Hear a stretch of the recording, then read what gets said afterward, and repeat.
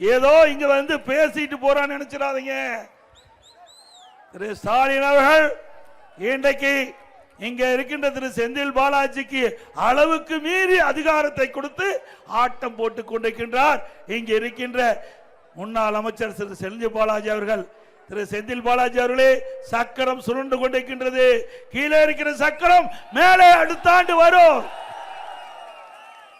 சிந்தித்து பார்க்க வேண்டும். ஒரு கூட்டத்துக்கு வருகின்ற மக்களை தடுப்பது மிகப்பெரிய தவறு. எந்த ஒரு தலைவருக்கும் அந்த கூட்டத்தை தடை போட எவருக்கும் அதிகாரம் இல்லை. இதே அனைத்து இந்திய அண்ணா திராவிட முன்னேற்ற கழக அரசாங்கம் இருந்தது.